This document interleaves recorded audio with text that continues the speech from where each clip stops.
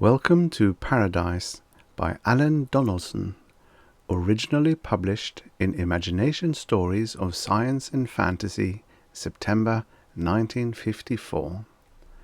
Narrated by Tom Trussel. President of the United States, the White House, Washington, D.C.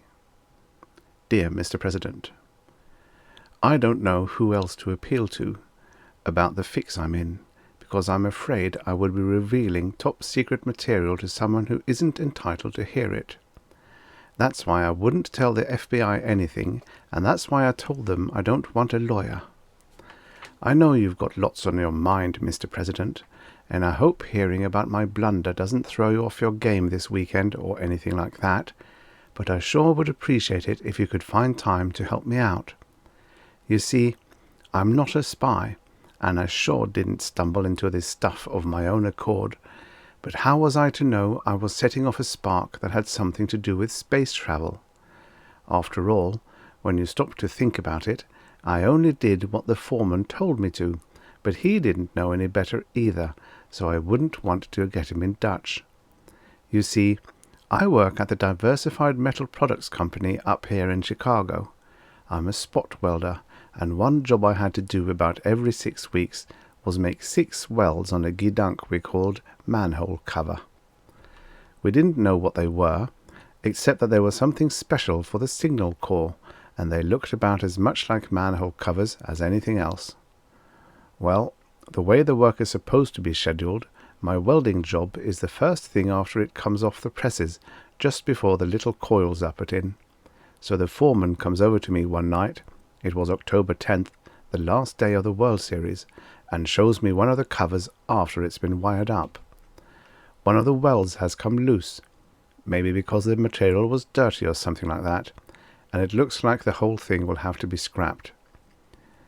He says to me, "Tuck."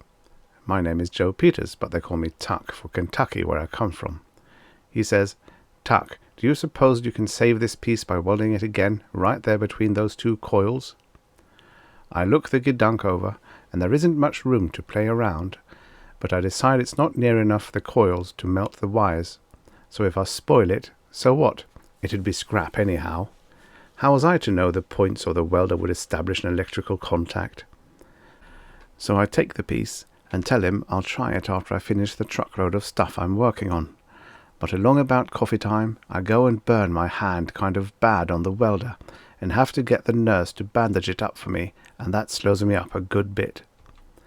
Everybody else in the department has left for wash-up by the time I put the gizmo in the machine. I kick the pedal just like I always do, and whoosh! I was out like a rookie the first time he faces Ali Reynolds. Seems like I saw a flash of bluish-greenish light, but I don't know for sure. Next thing I knew, a squatty guy with broad shoulders and bushy eyebrows was standing over me. He said, "Well, did the Yankees win the series?" And his accent sounded like he should be following the Dodgers instead. I looked around. It was kind of dark, like just after the sun goes down. I was sitting on a big strip of limestone, and I could see a few trees and some small hills, and lots more of those limestone rocks, or cliffs. It wasn't like any part of the country I've ever seen before. The guy starts giving me the once-over too. What monkey in that zoo they call the Pentagon picked you for a job like this? I knew the Defense Department was hard up, but I think they were that hard up. Then I notice this geezer has a uniform sporting top sergeant stripes. I jump up and back away from him. "Look," I says, "I don't know what happened, but I know I didn't volunteer for no army job, and I'm too old to be drafted again. I must have amnesia. I want a lawyer. Let me out of here. You're not giving me that army routine again. No siree." "Mr. President, please don't misunderstand me. I'm as patriotic as the next guy, and I assure you I won't shirk no duty if I'm needed, but I don't have to like it, do I?" The guy's dumbfounded. He doesn't give me a strong-arm deal like I'd expect from a top sarge. He just looks as if he can't figure it out. Then he grabs me by the shoulder. "Wait a minute, Mac. Let's sit down and talk this over. Who the hell are you? Where did you come from? Who sent you?" I'm about to say Groucho sent me, but I decide maybe I'd better be serious. I tell him my name, and that ain't got the faintest idea where I am. "Okay, Tuck," he says. "They call me Yogi. Now let's take it from the beginning, slow and easy, huh?" So I tell him what happened in the plant, and before I get done, Yogo is laughing like crazy. In fact, he sits down on the rock and almost knocks himself out. "Well, what in Sam Hill is so all-fired funny? Who kidnapped me when I was knocked out and dumped me on this godforsaken army post?" Yogi manages to stop laughing. He takes me across a strip of this funny-looking bare limestone rock, where a contraption is standing that looks like a radio tower about 10 feet high. Inside it is a box about the size and shape of those reducing cabinets you see in cartoons. The top of the box is open, and Yogi points to it. "Is this the kind of doohickey you're talking about? What you call a man-hope cover?" I look close, and sure enough, that's just what it is. I nod to Yogi, and his eyes are real serious-like. "Well, Tuck, my boy, you maybe made yourself famous tonight. One thing for sure, you're the first civilian to travel by HHF, and the first one to set foot on Lunette." "And where on God's green earth is Lunette?" "That's what's so funny, Tuck. It's not on God's green earth at all. Lunette is a satellite of the Earth, discovered just a few months ago. It's a sort of little moon. That's why we named it a Lunette. It's got enough atmosphere so we don't need spacesuits, and it's about halfway between Earth and the moon." I guess I was giving him a "tell me another" look. He pointed in the back of me. "Look at the moon coming up over there, if you don't believe me. Did you ever see anything like that on Earth?" That convinced me. The old moon was huge, and I could see mountains and rivers and seas on it, and even that natural bridge I'd read about. Besides, I could even see the curve on the ground on Lunette. But how in blazes did I get here? "This contraption," Yogi explains, "we called a matter bars, short for Matter Broadcasting and Receiving Station. It works on HHF, hyper-high frequency, and instead of sending out the ordinary type of radio wavelengths, it broadcasts matter. It won't work between 2 points on Earth. It has to have a distance of at least 200,000 miles to bounce from. We bounce stuff off the moon and broadcast people, equipment, anything of less than 250 pounds, between Earth and Lunette." "Who bounces them? Who in tarnation bounced me here?" "You bounced yourself, friend. Your Spotwell machine set up a contact here between these two coils. Our regular operators establish contact by moving these two balls near each other like a Leyden jar. Your machine had the same effect, and whoosh, here you are." "Look, bud, I remember a Leyden jar from high school science, but darned if I follow the rest of that malarkey." Yogi's getting impatient with me. "It's very simple, Peters. Suppose you wandered into a TV studio when the circuits were open. Your picture and voice would be broadcast all over that station. Well, that matter bars cover was set at the right frequency for sending objects or people to Lunette, and you were broadcast here. You wouldn't have been knocked out if you had been inside the insulating cabinet. It would have felt just like a sneeze." "So what are you doing here?" This guy is selling me fast. "Guess I'd probably better get the CO talk to you about that. But first tell me about the series." So we bat the breeze a while about what's going on back on Earth, and I start to wonder how am I going to get back there. Yogi tells me to let the CO worry about that, and in the meantime offers to show me around the joint. There's not much to see on Lunette. Nothing but saltwater lakes, limestone cliffs, a few scrawny trees, and some weird bushes with round things dangling from them that you'd think were grapefruit, or something like that, until you found out they were as hard as coconuts. All the plant life looked like the chlorophyll people had been there already, and had taken a big haul back to their toothpaste factories. The grass and leaves were either a kind of chartreuse, or a pale colour like weak orangeade. Finally we take off for the CO. The captain turned out to be a right guy, but he sure was upset about the security angle.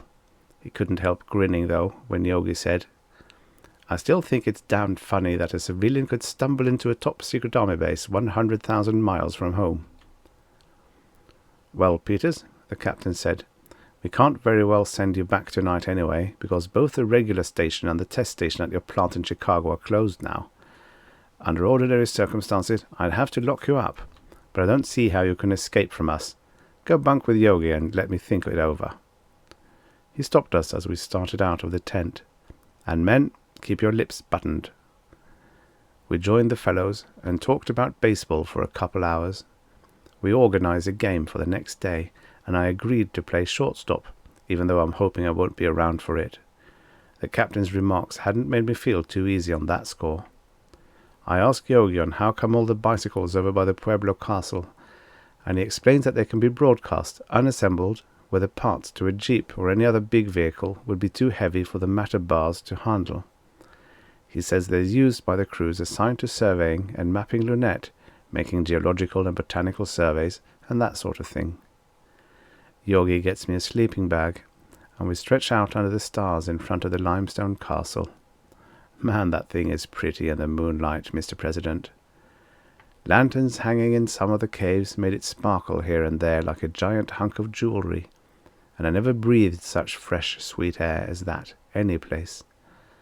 The next day the CEO calls Yogi in for a conference that doesn't include me, so I get in on the baseball game after all. It was a lot of fun too. Lunette's gravity is much less than that of Earth, so I made some pretty wild throws until I got oriented. At chow time I latched onto Yogi. "Hey kid, when do I get out of here?" This is a fine adventure, but after all, I got obligations back on Earth. "It may not be that easy, Tuck. The captain doesn't know what to do. HQ is going to bust a gasket when they find out about you. After all, the captain is the only one who has made any trips back since you got here, and the project is so secret that not more than 20 people on Earth have any inkling of it." I began to flip my lid. "Yogi," I said, "how much does this project cost?" "Plenty, Tuck. More than you'd imagine. The equipment the guys use for their surveys is pretty high-powered stuff. Why?" "Because it's coming out of my pocket, that's why. And me and a lot of my buddies who are paying the fright on these deals are getting sick of hearing that only 2 or 3 or 20 people in the whole USA knows about this or that secret project. Security is okay, but don't you think we ought to know something about what our money's going for?" Boy, am I a genius at putting my foot in it. The lighter gravity in Lunette must have gone to my head. Yogi gave me a real funny look, got up from the mess table, and walked off. I started to sweat. What the heck made me blow off like that? Now they really would think I was a security risk, and maybe they'd decide not to let me go back at all, at least not until they had a court-martial or something. Naturally, I have plenty of respect for military secrets. It's just that I think voters should have a little more information and a little more say-so about how our money is spent. It's a sore point with me. But what a stupid time I picked to sound off about it. A soldier comes along and tells me the CO wants to see me. Now I know this is it. But Yogi and the captain both looked as friendly as ever. "Peters," the CO said, "I think you can be useful to us." Uh-oh, here it comes. They're going to try to talk me into staying up here. "I suppose you have figured out by now what the Lunette project is all about," the captain went on. "You remember stories in the papers a few years ago on the possibility of creating an artificial satellite to use as a base for guided missiles in case of war?" I nodded. The stories were hushed up pretty fast, and the reason was that Lunette was discovered just about then. They stopped talking about it just as they stopped talking about atomic research after the Manhattan Project started. "Listen, Captain, please," I said. "Beg pardon for interrupting, but please don't tell me anything a civilian isn't supposed to know, because, no offense, I don't want to get roped into the army just because I know too much." "No offense to you, Peters. I'm not trying to get you into the army."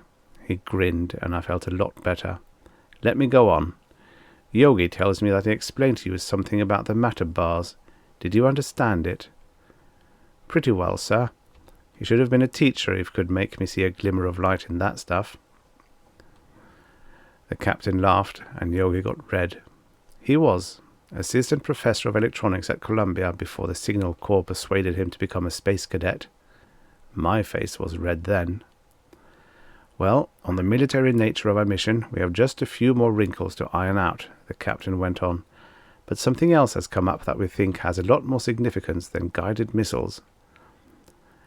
I told the captain I thought you'd help us, Yogi said, because of what you said about secret projects a while ago. Now I am confused, so I don't like so much secrecy, so they think I can help that project. I don't get it. I don't get it at all. Yogi will explain the science part, the captain said. I'm just a publicity man myself, not a teacher. But as a publicity man, Peters, I think we can use you. Would you be game to try a job that could be very important? I nodded, still confused, but willing. Yogi started by explaining that Lunette came into existence about 100 million years ago, a figure the geologist came up with by measuring the radioactivity of the uranium here and comparing it with that of uranium of Earth. But in studying the radioactivity of the elements here, he said, we have discovered something else, something that could change the whole picture of things back on Earth. We found out about it, at least a glimmer of it, almost as soon as we got up here, but we wanted to run a whole slew of experiments before we let ourselves believe that was true. Say, Tuck, what's that bandage on your hand for? I was surprised at his sudden change of subject, but I told him how I had burned my hand on the spot weld machine the night before. Does it hurt now? Heck, it ain't nothing, Yogi. Let's get on with my physics lesson. Do me a favor, please. Take off the bandage. He was real serious, so I unwound the bandage the nurse put on. There was just a tiny white scar where the burn had been. It looked like I had done it at least a couple of weeks ago. Yogi and the captain looked at each other and grinned like they were real proud of something. That's part of the lesson, Tuck. Our big discovery is that the increased radioactivity of the elements here on Lunette seems to have a miraculous healing power on any infectious or communicable disease and on any injury to body tissues. Maybe you remember reading a little about the strange effect that the bikini test had on some of the animals used experimentally. I nodded. Yogi continued. We don't know yet just how this radioactivity works on the body. In fact, we're not even sure it is the radioactivity alone. There may be some added effect from the Lunette climate or water. But we have proved, to the satisfaction of everyone here, that almost all Earth diseases and most injuries can be cured on Lunette. The mess sergeant had a trick knee when he came here. The trouble disappeared completely when he arrived. One of the geologists had an ulcer. Hasn't felt a pain since the second day. Another guy had some bad powder burns from a lab experiment that disappeared overnight, just like your burn did.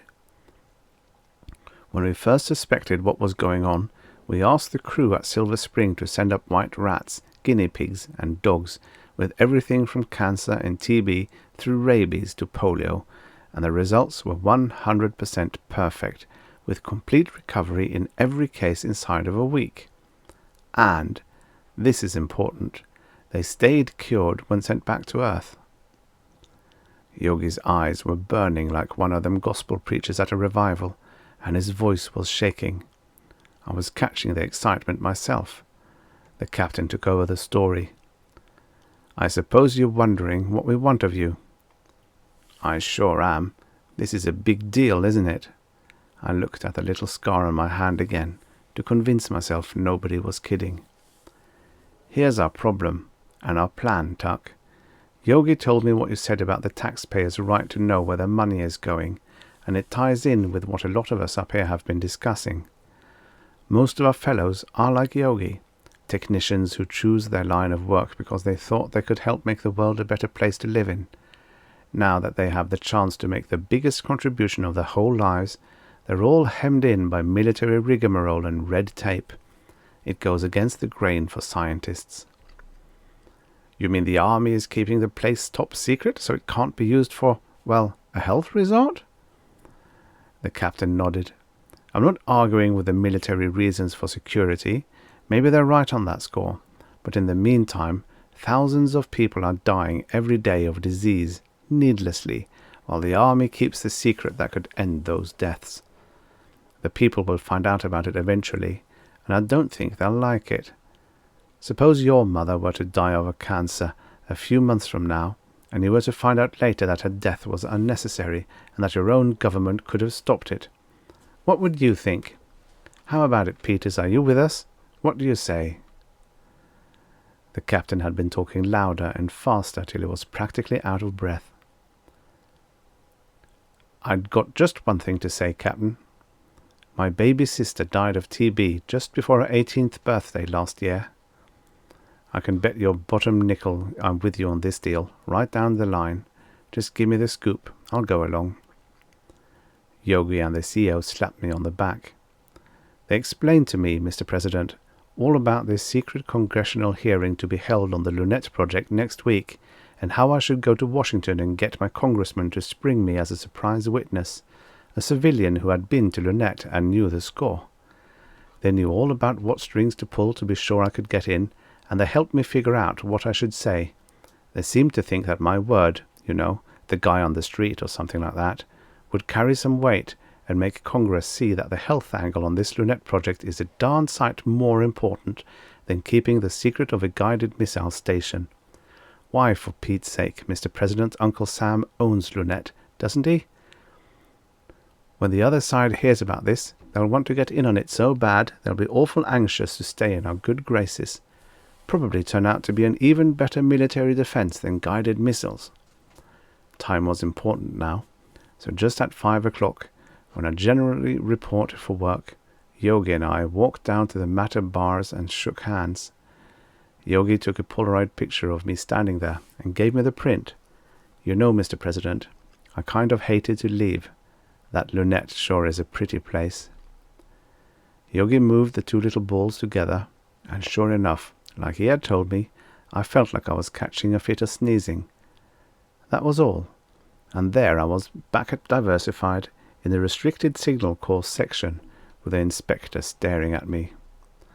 He looks ready to pull a gun on me, so I laugh at him, nervous as heck inside, but trying not to show him. "What's the matter? You seen a ghost?" "How did you get in that cabinet, Peters?" He's really mad, and I'm wondering if I can pull it off.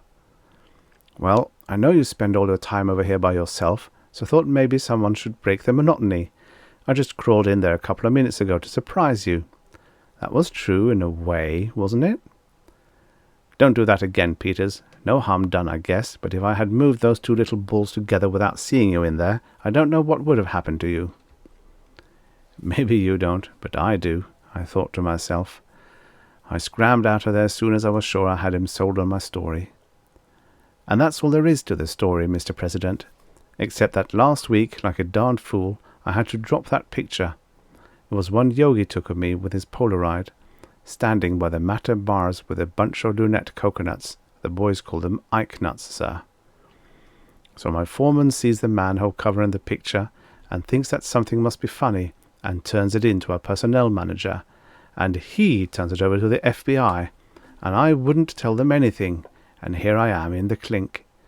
So it looks like I've fouled up the boys' plan to use me as a secret weapon, and it looks like I've found out my own life real good unless you can figure out a way to help me. I think I will close now and leave the whole mess up to you. Obediently yours, Joe Peters. The White House, Washington, D.C. Dear Mr. Peters, we are happy to learn that, in accordance with instructions from this office, you have been reinstated in your job and that the FBI and your employer are reassured as to your loyalty. The President has asked me to extend his personal invitation to you to have lunch at the White House next Friday when you are in Washington for the hearing. Your story interested him so much that he investigated it personally and thoroughly. As a result, he has a special surprise in store for Congress and the American people on Friday. All I can divulge to you at this time is that his barber fainted this morning when he called at the White House to give the President his weekly trim. Very truly yours, Robert Kenwood, Special Assistant to the President of the United States.